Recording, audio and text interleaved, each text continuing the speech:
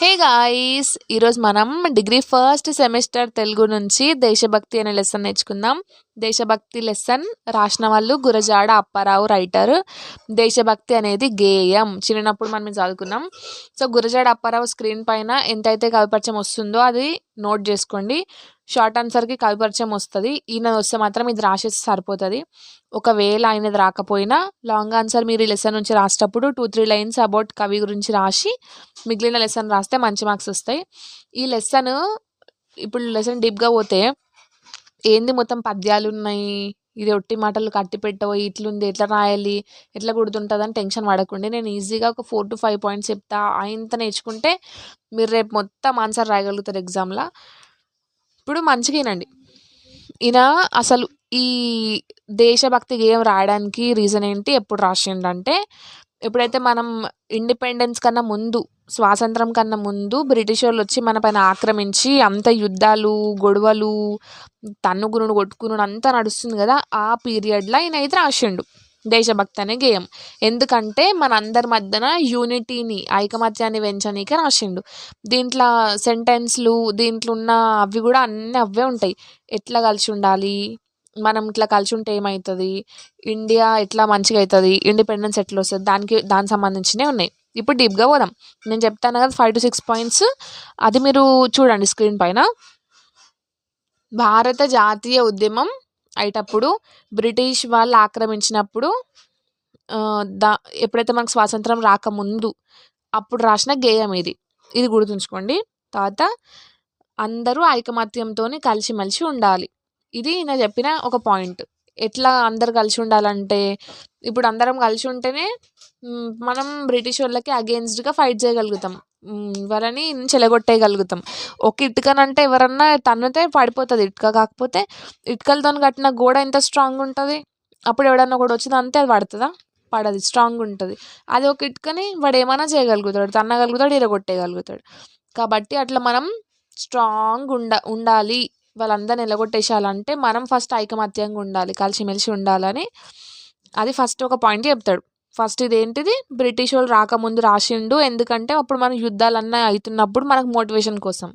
Plus దేశంలో ఎట్లుండాలంటే అందరు కలిసిమెలిసి ఐకమత్యంగా ఉండాలి.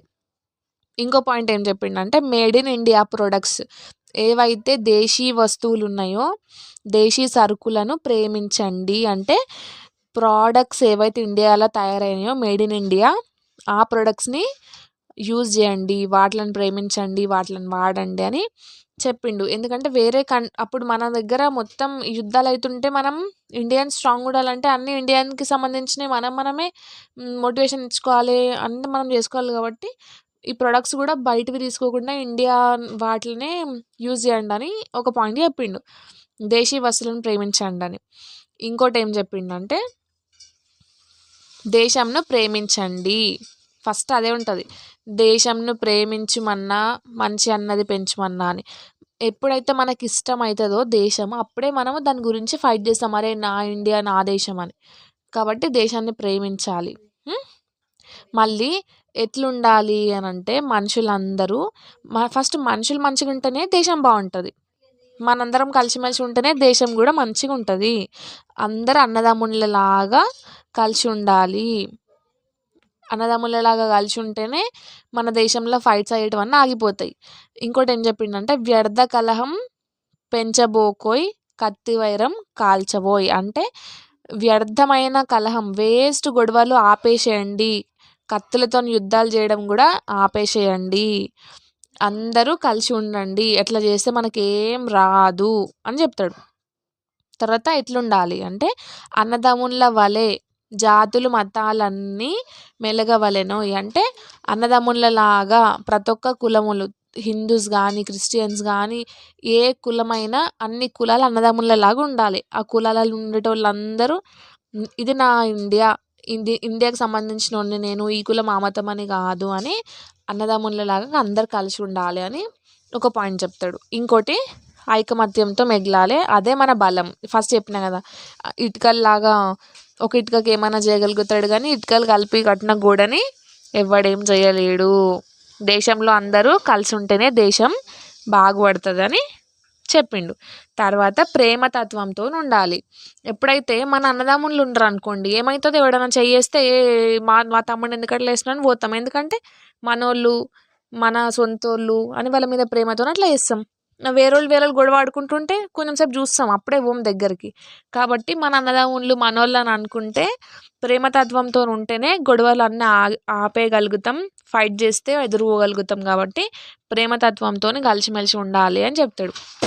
ఒక ఎగ్జాంపుల్ ఇచ్చిండు. ఏమి ఇచ్చిండంటే, ఒక చెట్టు మన ఇండియా అనుకోండి, చెట్టుని ఇండియా అనుకుంటే చెట్టుకున్న ఆకులు పువ్వులు అందరూ మనుషులం అట్లా కలిసి ఉండాలంట. అప్పుడు మనకి ఎట్లుంటుంది, ఈ చెట్టు పైన ఒకరిపైన డిపెండ్ అయి ఉంటాం, ఆకులు పువ్వులన్నీ అంటే ఇండియా ఒకటే అనుకుంటాం. కాబట్టి అదొక ఎగ్జాంపుల్ తీసుకొని చెప్పిండు.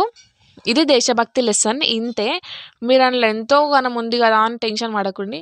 ఈ 5 పాయింట్స్ 4 పాయింట్స్ పైనే మొత్తం ఎలాబరేట్ చేసుకుంటా, ఇంకా కొంచెం సొంత ఎగ్జాంపుల్స్ కూడా ఇచ్చుకుంటా రాసేయండి.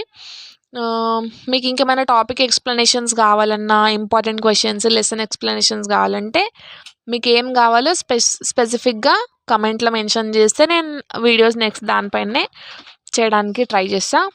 So this is all about దేశభక్తి లెసన్ గైస్. మీకు నచ్చితే మీ ఫ్రెండ్స్కి షేర్ చేయండి. Thank you.